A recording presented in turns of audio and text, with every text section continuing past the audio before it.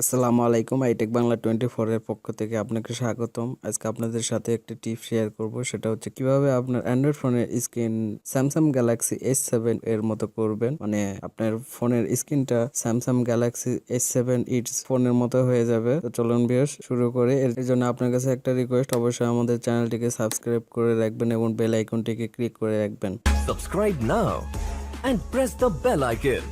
Never miss an update. তো চলুন viewers শুরু করে। এর জন্য আপনাকে যা করতে হবে, প্রথমে আপনাকে প্লে স্টোরেতে যেতে হবে। আমি প্লে স্টোরেতে গেলাম। প্লে স্টোরেতে যাওয়ার পরে এখানে সার্চ দিবেন EDGE স্পেস VIEW। তো ভিউয়ার্স ইটস ভিউ এটা লিখে সার্চ দিবেন। আমি সার্চ দিলাম। লক্ষ্য করেন ভিউয়ার্স, ফার্স্ট যে আইকনটা আছে ইটস ভিউ, এটা আপনি ডাউনলোড করে নেবেন।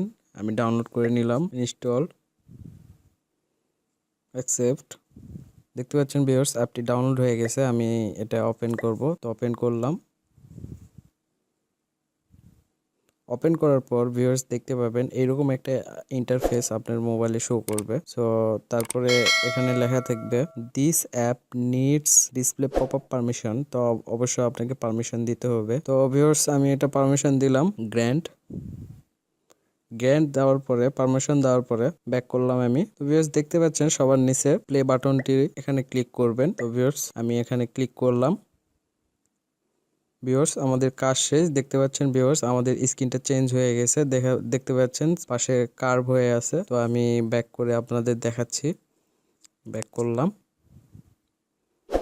লক্ষ্য করেন ভিউয়ার্স আমাদের স্ক্রিনটি চেঞ্জ হয়ে গেছে। আগে যেরকম ছিল তার থেকে চেঞ্জ হয়ে গেছে। তো দেখতে পাচ্ছেন ভিউয়ার্স আমাদের স্ক্রিনে ডান পাশে এবং বাম পাশে খেয়াল করে দেখবেন স্ক্রিনটি কার্ভ হয়ে গেছে স্যামসাং গ্যালাক্সি S7 ইটস। তো ভিউয়ার্স দেখেন।